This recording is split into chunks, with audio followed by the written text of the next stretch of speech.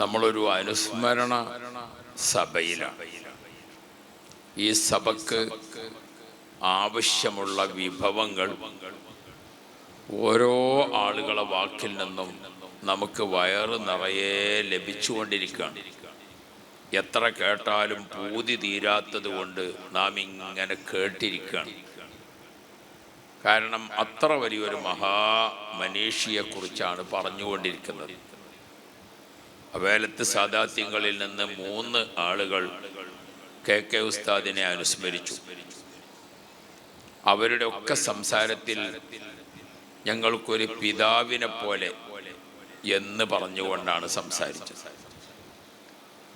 അതേപോലെ ഒട്ടേറെ സംഘടന നേതാക്കൾ ഇവിടെ സംസാരിച്ചു. എല്ലാവർക്കും ഒരു മാർഗദർശിയായി ഇങ്ങനെയാണ് സംസാരിക്കുന്നത്. ഉസ്താദ് അവരുടെ കുറച്ചുകൂടി അങ്ങോട്ടുള്ള കാലത്തെ കാര്യങ്ങൾ പറഞ്ഞു വരാൻ അറിയുന്ന ഒരു വിനീതൻ എന്ന നിലക്ക് അല്പം ചില കാര്യങ്ങൾ പറയാം. മരണം എന്നത് ഒരു അനുഗ്രഹമാണ്. മരണം ഇല്ലെങ്കിൽ ഭൂമിയിൽ ജീവിക്കാൻ കഴിയില്ലല്ലോ. മരണം ഒരു അനുഗ്രഹമാണ്. വിശുദ്ധ ഖുർആനിൻ്റെ ഓരോ ഹർഫും, ഖുർആനിൻ്റെ ഓരോ എണ്ണവും, ഓരോ അക്കവും, ഇതിലൊക്കെ ഖുർആന്റെ മുഅ്ജിസത്ത് കണ്ടെത്തുന്ന കുറെ ആഴത്തിലേക്ക് ഇറങ്ങി ചെല്ലുന്ന പണ്ഡിതന്മാരുണ്ട്. അവരുടെ രചനകളായ കിതാബുകളുമുണ്ട്. അങ്ങനെയുള്ള ചില കിതാബുകളിൽ കാണാം, ചില സ്വഹാബാക്കൾ പറഞ്ഞതായി നബി സല്ലല്ലാഹു അലൈഹി വസല്ലമ തങ്ങൾ വഫാത്താകും എന്ന് ഞങ്ങൾക്ക് നേരത്തെ ബോധ്യമുണ്ട്. നബി തങ്ങളുടെ വഫാത്ത് 63-ാമത്തെ വയസ്സിലാകും എന്ന് ഞങ്ങൾക്ക് നേരത്തെ ബോധ്യമുണ്ടെന്ന് ചില സ്വഹാബാക്കൾ പറഞ്ഞത് അത്തരം മുഅ്ജിസത്തിന്റെ ആഴം കണ്ടെത്തുന്ന കിതാബുകളിൽ കാണാം.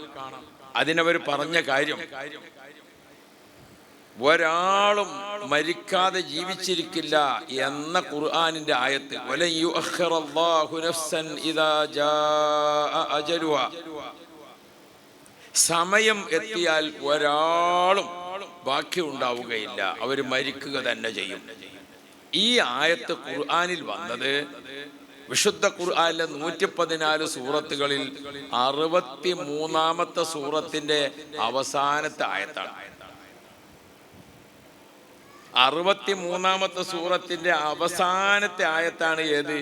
വലൻ യുഅഖിറല്ലാഹു നഫ്സൻ ഇദാ ജാഅ അജലുഹാ, സമയം എത്തിയാൽ ആരെയും പിന്തിക്കുകയില്ല. ആ ആയത്ത് വന്നത് 63-ാമത്തെ സൂറത്തിലാണ്. 2 അവര് പറഞ്ഞത് 64-ാമത്തെ സൂറത്ത് മഹാനഷ്ടം എന്ന പേരിൽ അറിയപ്പെടുന്ന സൂറത്താണ്. ഇത് കഴിഞ്ഞാൽ തൊട്ടടുത്ത സൂറത്ത് ഏതാണ്? സൂറത്തു തഗാബുൻ, മഹാനഷ്ടം എന്ന സൂറത്താണ്. അപ്പൊ 63-ാമത്തെ സൂറത്തിന്റെ അവസാനത്തെ ആയത്തിൽ ഒരാളും ഭൂമിയിൽ എന്നും ജീവിക്കൂല, മരിക്കും എന്ന് പറയുകയും തൊട്ടടുത്ത സൂറത്ത് മഹാനഷ്ടം എന്നർത്ഥം വരുന്ന സൂറത്ത് തഗാബുനാവുകയും ചെയ്തപ്പോൾ നമുക്ക് മനസ്സിലാക്കാം, ലോകത്തിന് നികത്താനാവാത്ത ഏറ്റവും വലിയ നഷ്ടം ആരാണ്? മുഹമ്മദുർ റസൂലുള്ളാഹ്. നബിതങ്ങളുടെ വഫാത്താണ്. നബിതങ്ങളുടെ വഫാത്ത് 63-ൽ വരും എന്ന് സൂചിപ്പിച്ചുകൊണ്ടാണ് ഖുർആൻ അത് പറപ്പിക്കുന്നത് എന്ന് ഖുർആനിന്റെ അകക്കാമ്പ് തിരയുന്ന മഹാന്മാർ രേഖപ്പെടുത്തിയത് കാണും. അപ്പോൾ മരണം അത് അല്ലാഹു തആല നിശ്ചയിച്ചിരിക്കുന്ന ഒരു കാര്യമാണ്. മരിക്കണ്ട എന്ന് പറഞ്ഞ് ഏതെങ്കിലും ജീവിയെ ഇവിടെ ബാക്കിയാക്കാൻ പറ്റില്ല. ഓരോ ജീവികൾക്കും അതിനൊരു അന്ത്യമുണ്ട്. അതില്ലെന്ന് പറഞ്ഞുകൊണ്ട് നിർത്താൻ പറ്റില്ലല്ലോ. അപ്പൊ മരണം ഒരു അനുഗ്രഹമാണ്. പക്ഷേ മരണത്തെ 3 വിധത്തിലാണ് ആളുകൾ സമീപിക്കുന്നത്. ഒന്ന്, മരണത്തിൽ നിന്ന് ഒളിച്ചോടുന്നവർ. അങ്ങനെ ഒരു മരണത്തെക്കുറിച്ച് ഓർമ്മയില്ലാതെ ആയിരിക്കും അവരുടെ ജീവിതം. അവരുടെ സമ്പാദ്യങ്ങൾ കണ്ടാൽ, അവരുടെ പെരുമാറ്റങ്ങൾ കണ്ടാൽ, അവരുടെ ഓട്ടചാട്ടങ്ങൾ കണ്ടാൽ, അവർ ദുനിയാവുമായി കെട്ടിമറിയുന്നത് കണ്ടാൽ മനസ്സിലാകും ഇവരൊക്കെ മരണത്തിൽ നിന്ന് ഒളിച്ചോടുകയാണ്. ആ വിഭാഗത്തെ ഖുർആനിന്റെ ഭാഷ അല്ലെങ്കിൽ കിതാബിന്റെ ഭാഷ അതിന് മുൻഹമിക്ക് എന്നാണ്. കിതാബിന്റെ ഭാഷ അവരെ കുറിച്ച് പറഞ്ഞത് മുൻഹമിക്ക് എന്നാണ്, മരണത്തിൽ നിന്ന് ഒളിച്ചോടാൻ ശ്രമിക്കുന്നവർ. പക്ഷെ ആർക്കും ഒളിച്ചോടാൻ കഴിയില്ലല്ലോ. ഒളിച്ചോടാൻ ശ്രമിക്കുന്നവർ, അവർക്ക് മരണം എന്ന ചിന്ത തന്നെ ഇല്ല. അങ്ങനെയാണ് ഒരു വിഭാഗം. രണ്ടാമത്തെ ഒരു വിഭാഗമുണ്ട്, മരണമെന്ന ചിന്തയുണ്ട്, പക്ഷേ ജീവിതത്തിൽ ചിലപ്പോൾ അബദ്ധങ്ങൾ വരും, തെറ്റുകൾ ചെയ്തു പോയി, വാക്കിൽ തെറ്റ്, പ്രവൃത്തിയിൽ തെറ്റ്, ഇടപാടുകളിൽ തെറ്റും ഒക്കെ വരും. അവർക്കൊരു പ്രത്യേകതയുണ്ട്. എന്താണ്? തെറ്റ് സംഭവിച്ചു എന്ന് ബോധ്യമാകുന്നതോടുകൂടെ അവര് പശ്ചാത്താപിക്കുകയും അവർ ഖേദിച്ച് മടങ്ങുകയും ഇനി ആ തെറ്റ് ആവർത്തിക്കാതിരിക്കാൻ സൂക്ഷിക്കുകയും ചെയ്യും. അവർക്ക് കിതാബിന്റെ ഭാഷ തായിബ് എന്നാണ്. തായിബ്, ഖേദിച്ച് മടങ്ങുന്നവർ. തെറ്റല്ലേ, മനുഷ്യനിൽ സംഭവിക്കാം, ആർക്കും തെറ്റ് സംഭവിക്കാം. അങ്ങനെയുള്ള തെറ്റ് സംഭവിച്ചപ്പോൾ അതിൽ നിന്നൊക്കെ ഖേദിച്ച് മടങ്ങുന്നവർ മരണത്തെ മുന്നിൽ കാണുന്ന രണ്ടാമത്തെ ഒരു വിഭാഗം. അത് മൂന്നാമത്തെ ഒരു വിഭാഗമുണ്ട്. അവരാരാണ്?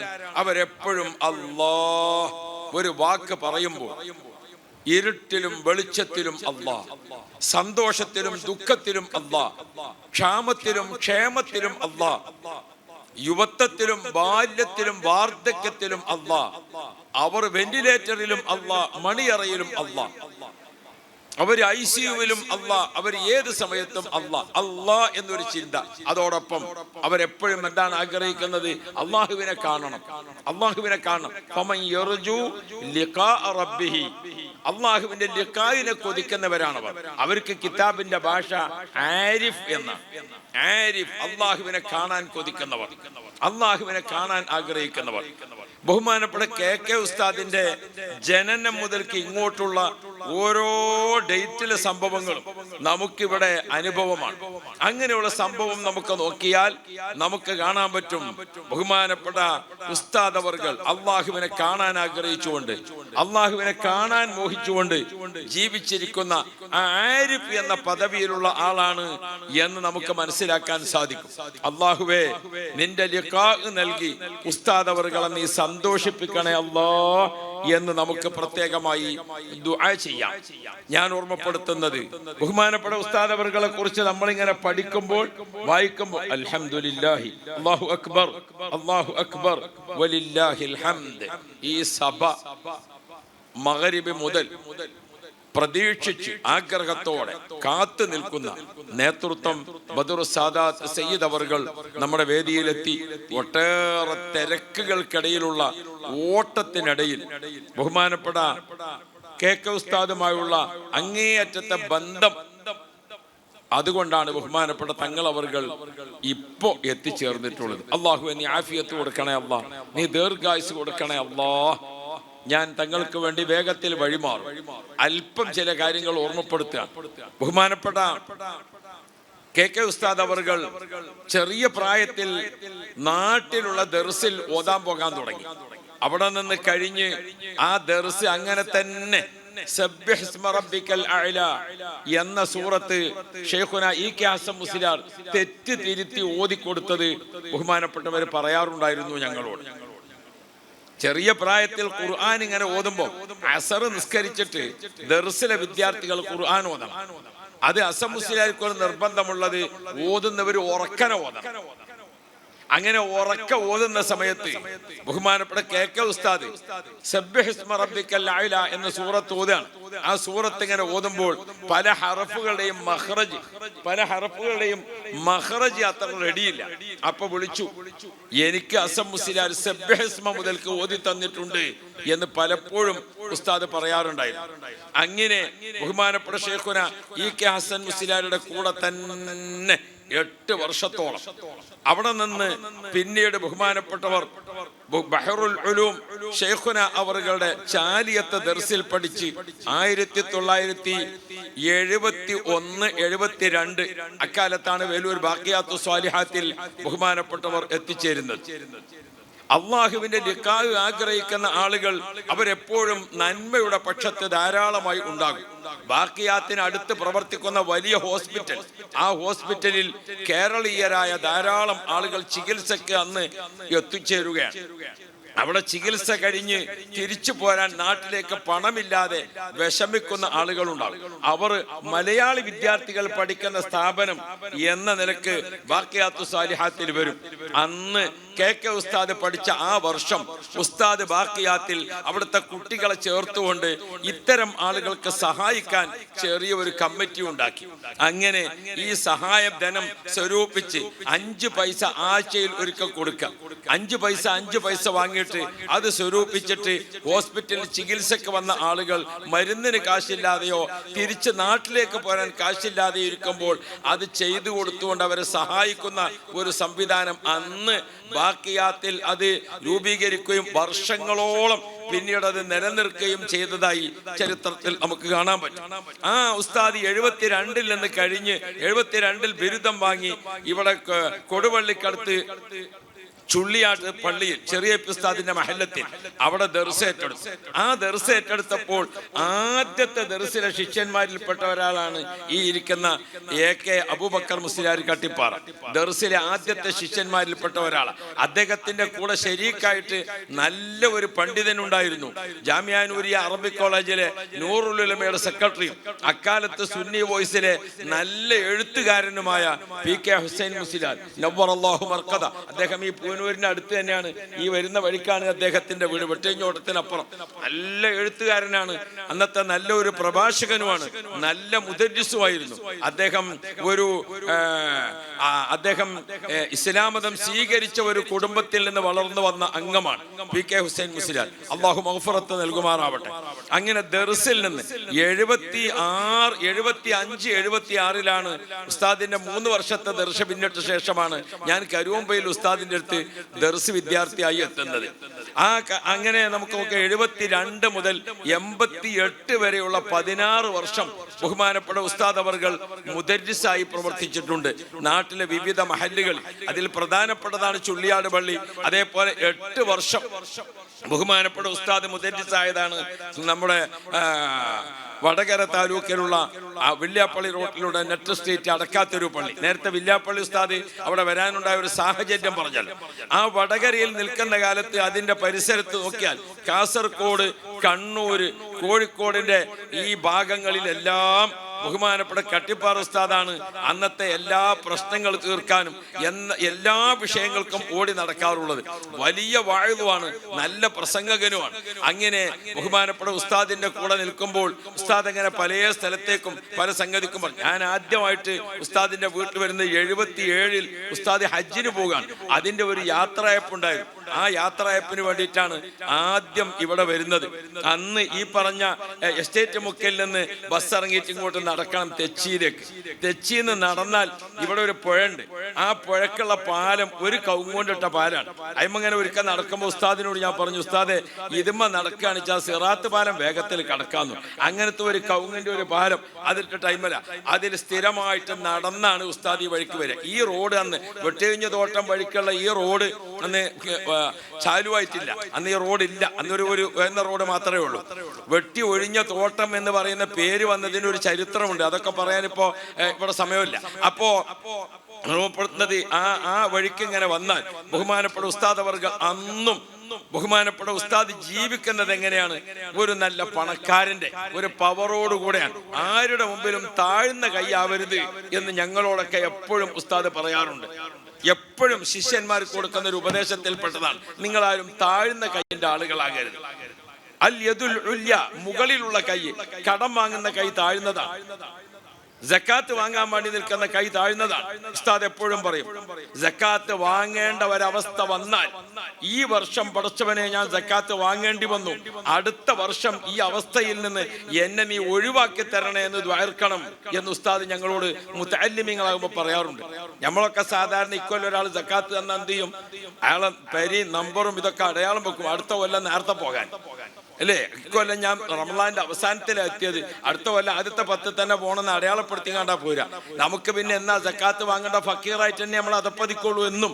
അതേ സമയത്ത് സക്കാത്ത് വാങ്ങുമ്പോൾ നമുക്കൊരു വിചാരം, പടച്ചോനെ ഞാനിത് വാങ്ങേണ്ടി വന്നല്ലോ, അടുത്ത വർഷം ഞാൻ കൊടുക്കുന്ന ആളാകണേ. കടം വാങ്ങുന്ന സമയത്ത് ഉസ്താദ് പറയും, പണം കടം വാങ്ങേണ്ട ആവശ്യം വരും മനുഷ്യന്. പക്ഷേ കടം വാങ്ങുമ്പോൾ നമ്മളെ കൈ താഴ്ന്നതാണ്.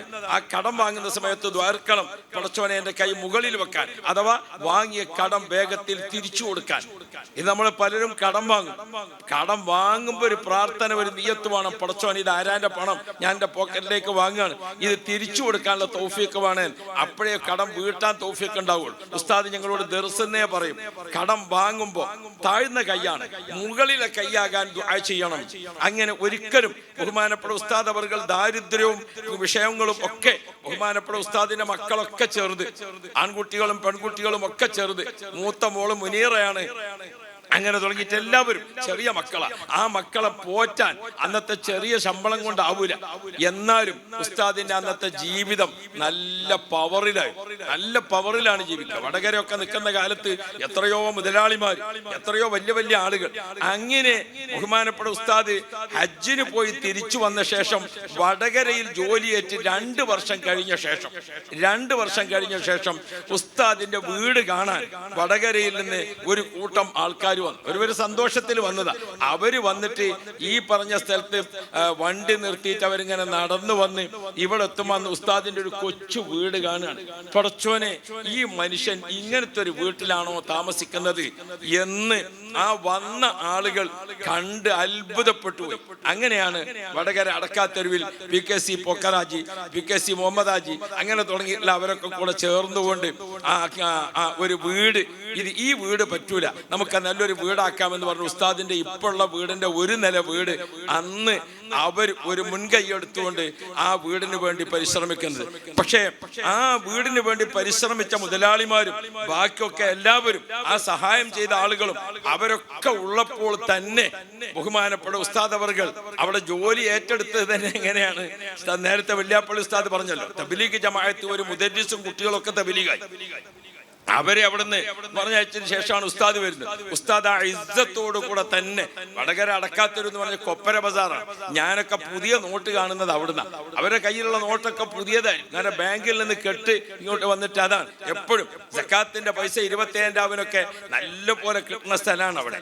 അപ്പോ ആ പൈസ ഒക്കെ ഉള്ള സമയത്തും നമ്മുടെ പ്രസ്ഥാനം ഒരു വെല്ലുവിളി നേരിട്ട ഏത് സമയത്തും അന്ന് ബഹുമാനപ്പെട്ട AP ഉസ്താദ് ആ വഴിക്കെങ്ങാനും കണ്ണൂര്, കാസർഗോഡ്, വടകര ഏത് ഭാഗത്ത് പോകുകയാണെങ്കിലും KK ഉസ്താദുള്ള പള്ളിയിൽ അവിടെ വരും. ചിലപ്പോൾ രാത്രി അവിടെ താമസിക്കും. വയലൊക്കെ കഴിഞ്ഞു ചിലപ്പോൾ ഉസ്താദ് പോണ വഴിക്ക് പോയാൽ ഉസ്താദ് കൂടെ പോകും. അങ്ങനെ അവർ 2 പേരും അന്ന് തന്നെ, 2 ആളും വലിയ മനുഷ്യന്മാരാണ്. 2 ആളും ഇങ്ങനെ കണ്ടാൽ ഒരു വഴിക്ക് 2 ആളും ഇങ്ങനെ നിന്നാൽ ആരും ഇങ്ങനെ നോക്കിപ്പോകും. 2 ആളും ചെറിയ പ്രായത്തിൽ തന്നെ വലിയ അടുത്ത ബന്ധമാണ്. ആ അടുത്ത ബന്ധം നിലനിർത്തിയത് വഫാത്തിന്റെ അന്ന് വരെ നമ്മളത് കാണുകയും ചെയ്തിട്ടുണ്ട്. അല്ലാഹുവേ, ഉസ്താദ് ഷെയ്ഖുന അവർക്ക് നീ ആഫിയത്തുള്ള ദീർഘായുസ് നൽകണേ അല്ലാ. KK ഉസ്താദ് ഉൾപ്പെടെ ഞങ്ങളെ വിട്ടുപിരിഞ്ഞവർക്ക് നീ ദറജ ഏറ്റി കൊടുക്കണേ അല്ലാ. ഒട്ടേറെ സന്ദർഭങ്ങൾ ബഹുമാനപ്പെട്ട ബദർ സാദാത്ത് തങ്ങൾ അവർകൾ നമുക്ക് ദുആക്കും അനുസ്മരണത്തിനും വന്ന സമയത്ത് ഞാൻ ദീർഘിപ്പിക്കുന്നില്ല. ഈ നാട്ടിൽ ബഹുമാനപ്പെട്ട ഉസ്താദ് ഉണ്ടാക്കിയിരിക്കുന്ന വിപ്ലവം ഞാൻ ആദ്യമായിട്ട് ഖുതുബ ഓതുന്നത് ഈ ചെമ്പറുണ്ട പള്ളിയിലെ മെമ്പർമാരാണ്. ബഹുമാനപ്പെട്ട ഉസ്താദ് ഇവിടെ പിന്നെ ഇവിടുത്തെ പ്രസിഡന്റും ഇവിടുത്തെ ഉത്തരവാദിത്വമൊക്കെ ആയി. അങ്ങനെ ഒരു വെള്ളിയാഴ്ച രാവിലെ ഉസ്താദിന് ഒരു വിവരം കിട്ടി, ഇവിടെ ഖുതുബക്ക് ആളില്ല. അന്ന് എന്നോട് വിളിച്ചിട്ട് പറഞ്ഞു, നീ വേഗം നമ്മളെ നാട്ടിൽ പോകണം, അവിടെ പള്ളിയിൽ പോയി ഖുതുബ നടന്നാണ്. ഞാൻ ആദ്യമായിട്ടാണ് ഖുതുബക്ക് പോകുന്നത്. അങ്ങനെ ഫസ്റ്റിൽ ഈ മിമ്പർമലാണ് ആദ്യമായിട്ട് ഞാൻ ഖുതുബ ഓതുന്നത്. അതേപോലെ ഉസ്താദ് അവിടെ പറക്കണ മുദരിസായിട്ട് നിൽക്കുന്ന സമയത്ത് ഒരു രാത്രി പെട്ടെന്ന് ഒരു നിക്കാഹുകാർ വന്നിട്ട് ചോദിച്ചു, ഉസ്താദ് ഇല്ലെങ്കിൽ ആരാ നിക്കാഹ് ചെയ്യാം? ഞാൻ വലിയ വർത്താനത്തെ പറഞ്ഞു, ഉസ്താദ് ഇല്ലെങ്കിൽ ഉസ്താദ് ഏൽപ്പിച്ച ആള് ചെയ്യുന്നത്. അപ്പൊ എനിക്ക് പിന്നെ പേടിപ്പിക്കാന്ന് വിചാരിച്ച് പറഞ്ഞതാ. നോക്കുമ്പോൾ വരുന്നുണ്ട്, ഇശാ നിസ്കരിച്ച് കുറച്ച് കഴിഞ്ഞപ്പോൾ ഇങ്ങനെ വരുന്നു നിക്കാഹുണ്ട്. നോക്കുമ്പോൾ 55 വയസ്സായ കുഞ്ഞിരാനാജിക്ക് 35 വയസ്സായ ഖദീജ താത്താനാണ് കെട്ടിച്ചു കൊടുക്കുന്നത്. ഞാൻ ആദ്യം ചെയ്ത നിക്കാഹത. അപ്പോ അത് ആ നിക്കാഹ് ചെയ്ത വിവരം പിറ്റേന്ന് രാവിലെ ഉസ്താദ് വരുമ്പോ തന്നെ ഇന്നലെ നിക്കാഹ് ഉണ്ടായിട്ട് ആരേ ചെയ്തെന്ന് ചോദിച്ചു. അപ്പൊ ഞാൻ പറഞ്ഞു, ഉസ്താദ് ഏൽപ്പിച്ചു പോയ ആള് ചെയ്തു. അപ്പോ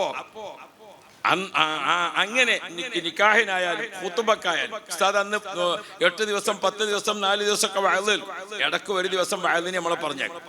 അങ്ങനെ ഈ പകരം വഅദിന് പോയാലുള്ളൊരു ദുരിതമുണ്ട്. അത് പോയോൽക്കേ അതിന്റെ വിവരം അറിയുള്ളൂ, അല്ലാതെ പോയാത്തവർക്ക് അത് പറഞ്ഞാൽ തീരും. ആ പകരം വഅദിന് പോയാൽ ചില സമയത്ത് വല്ലാതെ പ്രയാസപ്പെടേണ്ടി വരും. ഒരു സ്ഥലത്ത് പകരം വഅദിന് പോയി, വഅദ് കഴിഞ്ഞ ആൾക്കാരൊക്കെ പോയി, ഞാൻ അവിടെ സ്റ്റേജുമ്പോൾ തന്നെ മൈക്ക് അയച്ചുകൊണ്ട് മറ്റോ മറ്റോണ്ട് ഞാൻ എടുക്കാൻ പോകേണ്ടിയെന്ന് എനിക്കറിയണില്ല. അങ്ങനെ ഞാൻ അവിടുന്ന് പോന്ന് ചങ്കുവെട്ടിക്കലെത്തി ഒരു KSRTC കാര്യങ്ങാണ്ട് പോന്നു. ഉസ്താദ് തിരിച്ചു വന്നപ്പോൾ ചോദിച്ചു, എന്താ ഇവിടെ വഅദിന് പോയിട്ടെന്ന് ചോദിച്ചു. അവിടെയുള്ള ആൾക്കാരൊക്കെ വഅദ് കഴിഞ്ഞു പോയി, ഞാൻ സ്റ്റേജുമ്പോൾ തന്നെ ആയി. ആരും ഒന്നും പിന്നെ ഇന്ന ബസ് കയറ്റാനോ അല്ലെങ്കിൽ എനിക്ക് ഭക്ഷണം തരാനോ ഒന്നും ആളുണ്ടായില്ല. അത് സാരമില്ല, മിഞ്ഞാന്ന് വഅദിന് പോയിട്ട് നെയ്ച്ചോറും 300 ഉറുപ്പിയും കിട്ടിയില്ലേ, അത് മതിയായിരുന്നു ഉസ്താദ്. അപ്പോ ബഹുമാനപ്പെട്ട ഉസ്താദ് അവർ അങ്ങനെയാണ്. എപ്പോഴും നമ്മുടെ മനസ്സിനെ ക്ഷീണിപ്പിക്കുന്ന ഒരു വിഷയം വന്നാൽ അത് മറ്റൊന്നുകൊണ്ട് ഉസ്താദ് പരിഹരിച്ചത്. അങ്ങനെ ജീവിതത്തിന്റെ ഓരോ ഘട്ടങ്ങളിലും കൂടെ നിന്നുകൊണ്ട് ഞാൻ കല്യാണം കഴിഞ്ഞ് ഭാര്യയും കൂട്ടി ഇവിടെ വന്നിട്ട് 2 ദിവസം അന്നിവിടെ വീട്ടിൽ താമസിപ്പിച്ചു. ഓരോ സമയത്തും ഭക്ഷണം ഉണ്ടാക്കുന്നിടത്ത് ഉസ്താദ് വന്ന് നോക്കും, ഭക്ഷണം കഴിക്കുന്നിടത്ത് വന്ന് നോക്കും.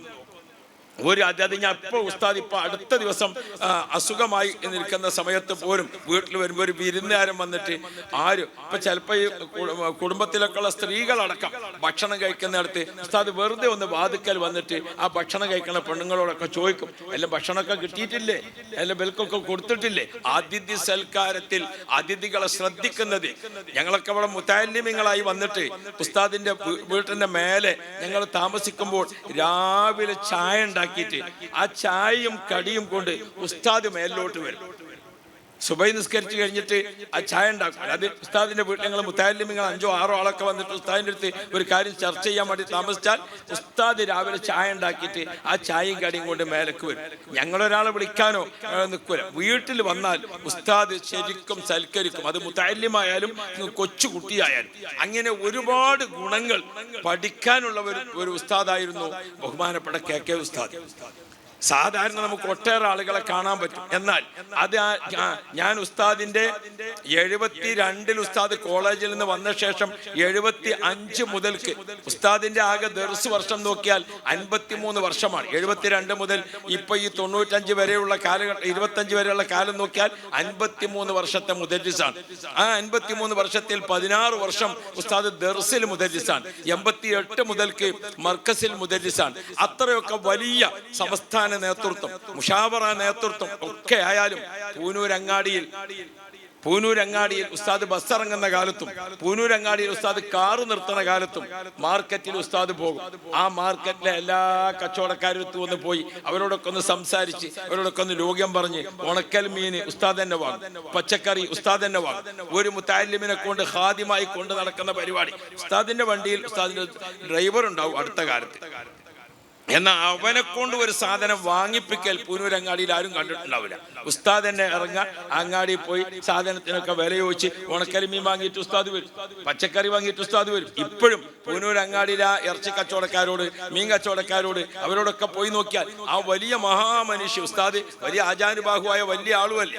എന്നാൽ ബഹുമാനപ്പെട്ട ഉസ്താദ് ആ മുഷാവറ അടക്കമുള്ള ഏറ്റവും വലിയ കാര്യങ്ങൾ ചെയ്യുന്ന സമയത്തും ഏറ്റവും വലിയ നേതൃത്വമായി നിൽക്കുന്ന സമയത്തും ലാളിത്യത്തിന്റെ വിനയത്തിന്റെ അങ്ങേയറ്റം നമുക്ക് മാതൃക കാണിച്ചെന്ന മഹാനാണ് ബഹുമാനപ്പെട്ട KK ഉസ്താദ്. അല്ലാഹുവേ, നീ അവിടുത്തെ ദറജ ഉയർത്തി കൊടുക്കണേ അല്ലാഹ്. ഉസ്താദിനെ സംബന്ധിച്ച് പറയുമ്പോൾ നമുക്ക് പറഞ്ഞാൽ തീരാത്ത ഒരുപാട് കാര്യങ്ങൾ നമുക്ക് അനുസ്മരിക്കാനുണ്ട്. ഉസ്താദിന്റെ ദർസിലെ ശിഷ്യന്മാരായ ഞങ്ങൾ കുറച്ചു പേര് ഒരു സംഘടന, ചെറിയതായിട്ട് ഒരു കമ്മിറ്റി ഉണ്ട്, അൽ ബിഷാറ എന്ന അതിന്റെ പേര്. വർഷത്തിൽ ഒരിക്കൽ ഞങ്ങൾ ഉസ്താദിന്റെ വീട്ടിൽ കേന്ദ്രീകരിക്കും. ഒരാളുടെയും ഉസ്താദിന്റെ വലിയൊരു സ്വഭാവം എന്നാണ് ഉസ്താദിന്റെ വീടുണ്ടാക്കി. വീട് പിന്നീട് രണ്ടാമത് ഉസ്താദിന്റെ പെൺമക്കളെ കെട്ടിച്ചു. 5 പെൺമക്കളെ വിവാഹം ചെയ്തു. ആരോടെങ്കിലും ഉസ്താദ് ഒരു സഹായം ചോദിച്ചതായി ചരിത്രത്തിൽ കാണാൻ കഴിയില്ല. ഒരാളോടും അങ്ങനെ ഒരു മിന്നത്ത് അതിന് ഉസ്താദ് നിൽക്കാറില്ല. ഞങ്ങൾ ശിഷ്യന്മാർ കൂടിയിട്ട് ഒരു സഹായം കൊടുക്കട്ടെ എന്ന് ചോദിച്ചാൽ അതുപോലും ഉസ്താദ് സമ്മതിക്കുകയില്ല. അതിൻ്റെ ഒന്നും ആവശ്യമില്ലെന്നാ പറയുക. അവസാനം സമയത്ത് ഉസ്താദ് രോഗമായി കിടക്കുന്ന സമയം വരെ ഉസ്താദ് അങ്ങനെ ഇസ്സത്തിൽ തന്നെയാണ് ജീവിച്ചു പോയത്. ബഹുമാനപ്പെട്ട ഷെയ്ഖുന AP ഉസ്താദിന്റെ കൂടെ സഞ്ചരിച്ചുകൊണ്ട് ബഹുമാനപ്പെട്ടവർ എല്ലാ സമയത്തും ഷെയ്ഖുനായെ പറ്റി പറയുമ്പോഴേക്കും അതൊരു വല്ലാത്ത മുഖഭാവം കാണാൻ പറ്റും. ഇരിക്കട്ടെ, ഞാൻ ദീർഘിപ്പിക്കുന്നില്ല. ഏറ്റവും കൂടുതൽ ഉസ്താദിന്റെ വേർപാടിൽ ഈ നാട്ടുകാർക്ക് ദുഃഖമുണ്ട്, കുടുംബങ്ങൾക്ക് ദുഃഖമുണ്ട്, അതേപോലെ തന്നെ അവിടുത്തെ മക്കൾക്കുണ്ട്, മരുമക്കൾക്കുണ്ട്, എല്ലാവർക്കുമുണ്ട്. ഒരു പക്ഷേ ശിഷ്യന്മാരെ കൂട്ടത്തിൽ ഏറ്റവും വേദനിക്കുന്നത് ഞാനും, മക്കളെ കൂട്ടത്തിൽ ഏറ്റവും വിഷമിക്കുന്നത് മൂത്ത മകള് മുനീറയുമായി. എന്തുകൊണ്ട്? ഉപ്പ എന്ന നിലക്ക് എല്ലാം കണ്ടു വളർന്ന മൂത്ത മോള് മുനീറയാണ്. ഒരു ശിഷ്യൻ എന്ന നിലക്ക് ഒരു ദിവസം ഒഴിവാകാതെ ഉസ്താദുമായി ബന്ധപ്പെട്ടുകൊണ്ട് വളരാൻ കിട്ടിയ ഒരു വിനീതൻ ഞാനും. ഞങ്ങൾ രണ്ടുപേരുമായിരിക്കും ഒരു പക്ഷേ ഏറ്റവും കൂടുതൽ ദുഃഖം അനുഭവിക്കുന്നത് എന്ന് ഞാനിങ്ങനെ ആലോചിച്ചു പോവുകയാണ്. ഞാൻ ഈ നാട്ടിലെ ആളുകളോട്, ഈ ഇരിക്കുന്ന എല്ലാവരും ഈ നാട്ടിലെ കാരണവന്മാരാണ്. ഈ മഹല്ലത്തിന്, ഈ നാടിന് നാടാക്കിയെടുത്തത് ഇതൊരു കുടിയേറ്റ ഭൂമിയാണ്. ഈ കുടിയേറ്റ പ്രദേശത്ത് നിങ്ങൾക്കറിയാം ഇവിടുത്തെ ഈ ഗ്രാമത്തിന്റെ മാറ്റം, ഈ മാറ്റങ്ങളിൽ ഓരോന്നിലും ഇവിടുത്തെ റോഡുണ്ടാക്കുന്നത്, ഇവിടുത്തെ മറ്റ് പഞ്ചായത്ത് ഭരണത്തിൽ ഇവിടുത്തെ ജാതി മത ഭേദമന്യേ ഓരോ പഞ്ചായത്ത് മെമ്പർമാരെയും വളർത്തുന്നതിൽ ഒരു അനുസ്മരണം ഉണ്ടായപ്പോൾ മറ്റു മതത്തിൽപ്പെട്ട എത്ര ആളുകളാണ് കണ്ണീരോട് കൂടെ ഉസ്താദിനെ അനുസ്മരിക്കുന്നത്. BJPയുടെ പ്രവർത്തകരടക്കം അതായിരുന്നു ഉസ്താദ്. അങ്ങനെ ജീവിതം കൊണ്ട് ഒരു വലിയ ചരിത്രം സൃഷ്ടിച്ച മഹാമനീഷിയാണ് ബഹുമാനപ്പെട്ട ശൈഖുന ഉസ്താദ് അവർകൾ. അല്ലാഹുവേ, അവിടുത്തെ ദറജ നീ വർദ്ധിപ്പിക്കണേ അല്ലാ, അവിടുത്തെ പദവി നീ കൂട്ടിക്കൊടുക്കണേ അല്ലാ. ദുഃഖം അനുഭവിക്കുന്ന ഞങ്ങൾക്ക് യഥാർത്ഥ പകരക്കാരൻ ഓരോന്നും പോകുമ്പോൾ ഇല്ലെങ്കിലും ഞങ്ങൾക്ക് എല്ലാവർക്കും നീ എത്രയോ മഹാന്മാർ ബഹുമാനപ്പെട്ട AP ഉസ്താദിന്റെ കൂടെ ഇരുട്ടും വെളിച്ചവും, ഉസ്താദിന്റെ ക്ഷാമവും ക്ഷേമവും, ബഹുമാനപ്പെട്ട AP ഉസ്താദിന്റെ സന്തോഷവും ദുഃഖവും, ഉസ്താദിന്റെ ചെറുപ്പവും വലിപ്പവും ഒക്കെ കണ്ട് കൂടെ നിന്നിരുന്ന ഒട്ടേറെ പേരുണ്ടായിരുന്നു. അവരിൽ എല്ലാവരും എന്ന പോലെ വഫാത്തായി. ആ വഫാത്തിലെ അവസാനത്തെ ആളാണ്. ഞാനിവിടെ ഇരിക്കുമ്പോൾ ബഹുമാനപ്പെട്ട അലി അബ്ദുള്ള സാഹിബിനോട് പറഞ്ഞു, ഉസ്താദുമായി ബന്ധപ്പെട്ടുകൊണ്ട്, AP ഉസ്താദുമായി ബന്ധപ്പെട്ടുകൊണ്ട് നമ്മുടെ സംഘടനാ പിളർപ്പ്, അങ്ങനെ ഒരുപാട് ചരിത്രങ്ങൾ അറിയാൻ ഇനി അതൊക്കെ പറഞ്ഞു തരാൻ വില്യാപ്പള്ളി ഉസ്താദ് മാത്രമേ ഉള്ളൂ കേട്ടോ. അതുകൊണ്ട് വല്ല ചരിത്രമൊക്കെ പഠിക്കാനുണ്ടെങ്കിൽ വില്യാപ്പള്ളി ഉസ്താദിനോട് ചോദിച്ച് എഴുതി വെച്ചോളി. ബഹുമാനപ്പെട്ട ഉസ്താദുമാരുടെ കൂട്ടത്തിൽ ഒട്ടേറെ പേര് നമ്മെ വിട്ടു പിരിഞ്ഞു. ഞാനൊരിക്കൽ ഉംറക്ക് പോയി മക്കയിലിരിക്കുന്ന സമയത്ത് അസർ നിസ്കരിക്കാൻ ഹറമിൽ വന്നു.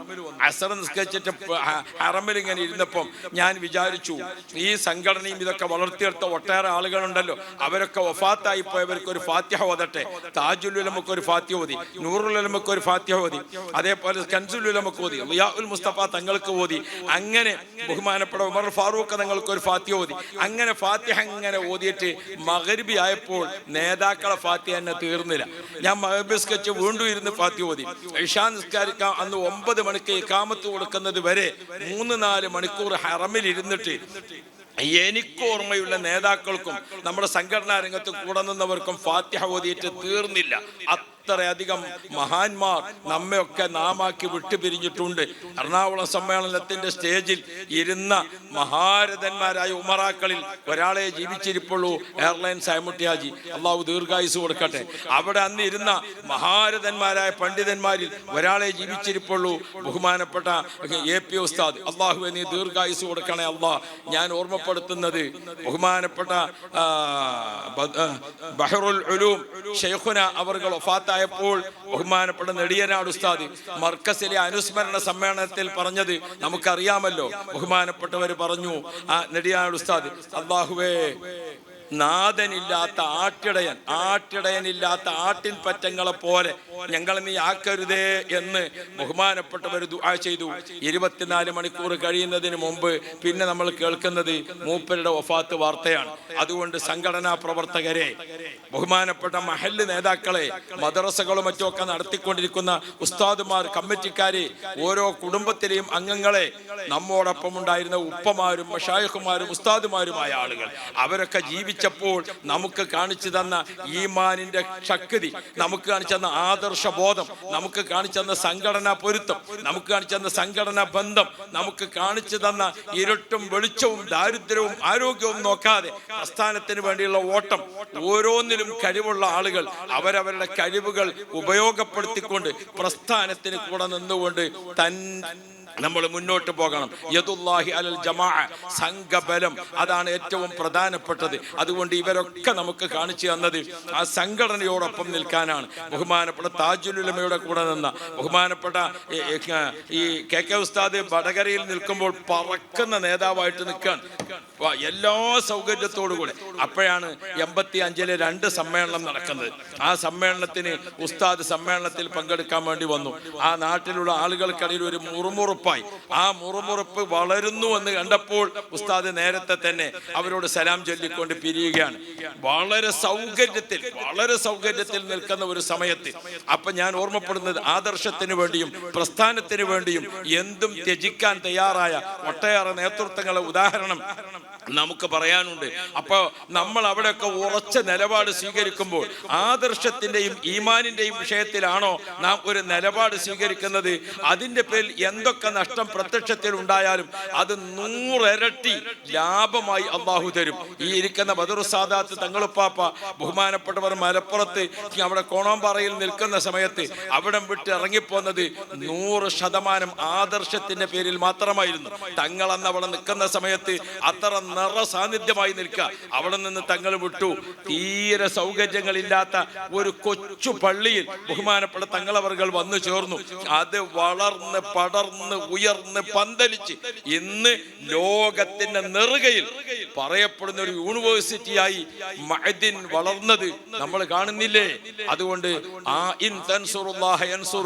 നമ്മൾ അള്ളാഹുവിന്റെ ദീനിനെ സഹായിക്കുന്നുണ്ടോ, അള്ളാഹുവിന്റെ സഹായം നമ്മോടൊപ്പം ഉണ്ടാകും. അതുകൊണ്ട് മദ്രസ നേതാക്കൾ, മഹല്ല് നേതാക്കൾ, ഇവിടൊക്കെ ഇരിക്കുന്ന വിവിധ മഹല്ലത്തിലെ പ്രതിനിധികൾ, അതേപോലെ തന്നെ എല്ലാ സഹോദരീ സഹോദരങ്ങളോടും നമ്മൾ ഈ അനുസ്മരിക്കുന്ന ഓരോരുത്തരും നമുക്ക് കാണിച്ചു തന്നിട്ടുള്ളത് നന്മയുടെ, നമ്മുടെ ആഖിറം വെളിച്ചമാകുന്ന, ഞാൻ ഓർമ്മപ്പെടുത്തിയല്ലോ, മരണത്തിൽ നിന്ന് ഒളിച്ചോടുന്ന മുൻഹമ്മിക്കങ്ങളായിട്ടല്ല നമ്മൾ തെറ്റുകളും കുറ്റങ്ങളും നിറഞ്ഞ തായ്പിങ്ങൾ, മറിച്ച് ആരിഫ് അള്ളാഹുവിനെ കാണാൻ ആഗ്രഹിക്കുന്നവരായി ജീവിച്ച അവരെ മാതൃക പിൻപറ്റിക്കൊണ്ട് പോകാൻ ഞങ്ങൾക്ക് നീ വിധി കൂട്ടണേ അല്ലാഹ് എന്ന് ദുആ ചെയ്ത് ബഹുമാനപ്പെട്ട ബദറു സാദാത്ത് തങ്ങളവர்கள் നമ്മളോട് വിലപ്പെട്ട വാക്കുകൾ പറയുന്നു. അവിടുത്തെ വിലപ്പെട്ട ദുആ നമുക്ക് ലഭിക്കുന്നു. ഏറ്റവും സന്തോഷത്തോടുകൂടെ തങ്ങളവர்களை ക്ഷണിക്കുന്നു. അസ്സലാമു അലൈക്കും.